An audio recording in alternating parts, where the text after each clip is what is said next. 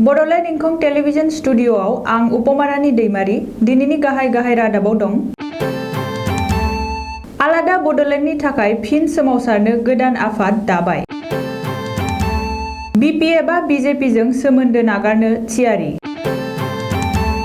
उदालगुरि जिल्ला दुलाराय बाथौ गौथुमा दौरि आसारि आरो फोसावगिरिफोरनि सायाव जथुमा खुंनो थाम-थिम। नबेम्बरनिफ्राय बन्द जासिगोन माद्रासा सोलोंथाया। धेकियाजुलियाव गिख्रंथाव लामा जाब्रबथायजों 4 सुबुंनि जिउ खहा। दानिया आबुं रादाब। थामथि बर' गोरोबथा एबा बिटिआर गोरोबथानि उनाव आलादा बड'लेण्ड रायजोनि दाबिया फिन सिखांदों। आलादा बड'लेण्ड रायजोनि सोमावसारनायखौ जुरिफिननो थाखाय दुलाराय बर' फरायसा आफादनि बारग' दैदेनगिरिफोर आरो गुबुन गुबुन आफादनि दैदेनगिरिफोर सोद्रोमाफोरा बड' सिभिल ससाइटिनि दैदेननायाव मोनसे गोदान आफाद दाबाय। बड' सिभिल ससाइटिनि दैदेननायाव क'क्राझार नोगोराव थानाय निर्वाणा भवनाव खुंनाय मोनसे स्पेसियेल कनभेनसनाव बे गोदान सोमावसारग्रा आफादखौ दानाय जादों। बे गोदान आफादनि मुङानो जादों all India Bodo' people's national league for Bodoland statehood, सुंद'यै AIBPNLBS। मख'नो गोनांदि एबसुनि बारग' आफादगिरि आरो क'क्राझार लकसभानि बारग' MP सानसुमा खुंगुर बैसोमुतियारिखौ आफादगिरि आरो PDMBनि आफादगिरि जेब्राराम मुसाहारिखौ गाहाय नेहाथारि महरै सायख'नानै आलादा बड'लेण्डनि सोमावसारनायखौ जागायफिननायनि थांखियै AIBPNLBS खौ दाफुंनाय जाबाय। बबेखानि गोदानै दाफुंजानाय all India Bodo' people's national league for Bodoland स्टेटहुडनि आफादगिरि सानसुमा खुंगुर बैसोमुतियारिया खौरांगिरिफोरनि सिगाङाव बुंदों दि आलादा रायजो बड'लेण्डनि सोमावसारनायखौ थाबैनो जागायफिनसिगोन। बेनि अनगायैबो हिटलारनि खुंथाय बादि बिजेपि सोरखारा मोनद' जौगाखां माहारिनो ST गनायथि होनानै थाखानाय 30 लाख ट्राइबेलफोरखौ फोजोबस्रांनायनि खैसार खालामदों होननानैबो सानसुमा खुंगुर बैसोमुतियारिया गोख्रों अजद होदों। हाग्रामा महिलारि दैदेननाय बिपिएफ आरो बिजेपिनि सोमोन्दोआ बे समाव मोजां नङा। दिसपुराव बिजेपिजों लोगोसे जयैनो सोरखार खुंगासिनो दंब्लाबो आगुनि बिटिएडि एबा आथिखालनि बिटिआर बिसायख'थियाव बिजेपिआ हारसिङैनो बिजाथि फसंनायखौ लानानै बिपिएफ आरो बिजेपिनि गेजेराव एना-एनि सोमजिदों आरो सोंखारिलायदों। बेखौ बिथा खालामनानै बिपिएफआ बिजेपिजों सोमोन्दो सिफायनायनि बागै सिरियै सानगासिनो आरो सिगांगासिनो।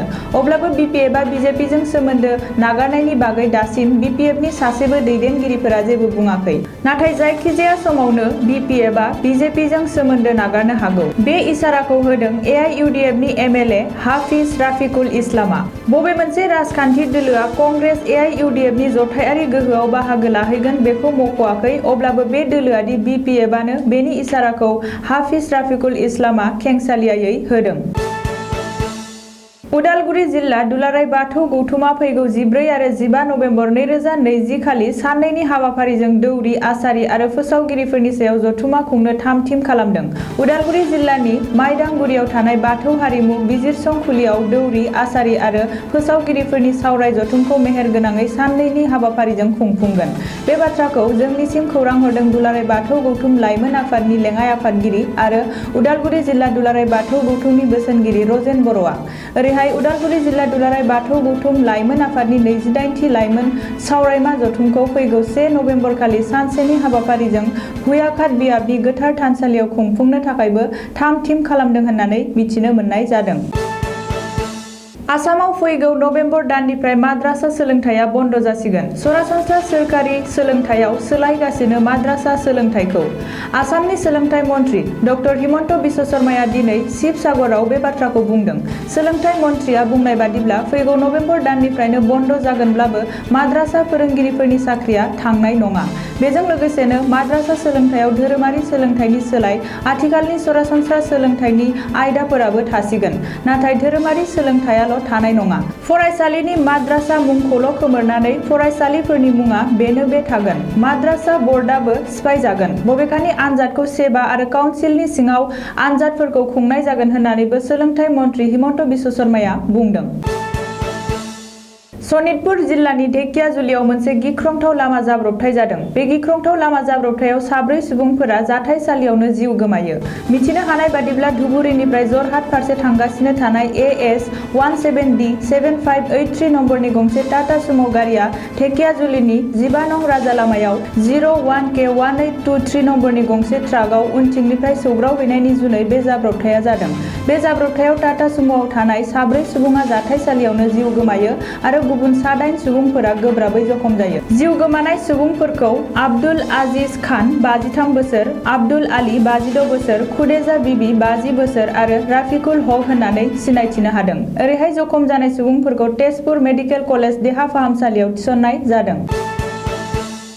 दानिया बोथोरनि खौरां। गाबोन सुनिबार खालिनि बड'लेण्डनि बोथोर। भारतनि बोथोर बिगियानख'नि सुलुं बादियै गाबोन सुनिबार 17 अक्ट'बर खालि बड'लेण्ड हालामनि अख्राङाव दोमैलुनाय, सान्दुं दुंनाय आरो अखा हानायनि जाथावना दं। बड'लेण्डनि आवथायाव थानाय 4 जिल्लानि बोथोरनि गाबोननि सुलुंफोरखौ फारियै खोन्थालांनो लानाय जाबाय। क'क्राझार जिल्ला। गाबोन क'क्राझार जिल्लायाव बोथोरा 35 डिग्री सेलसियास जागोन। फुंबिलि समाव अखा दोमैनाय आरो सान्दुं दुंनायनि जाथावना दं। सानजौफु समाव अखा दोमैनायजों लोगोसे सान्दुं दुंनो हागौ आरो बोथोरा गुदुं जानो हागौ।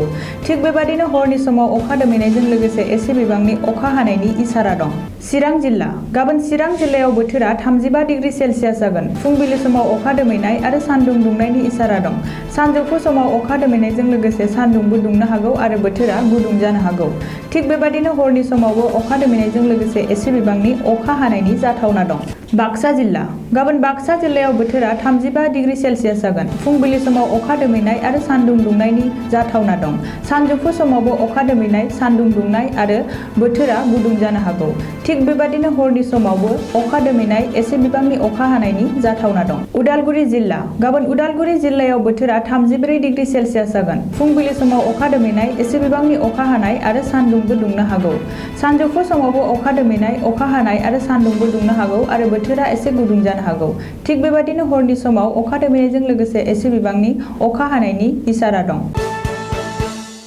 दिनैनि रादाबा एसेनोसै। गोजोन्थों।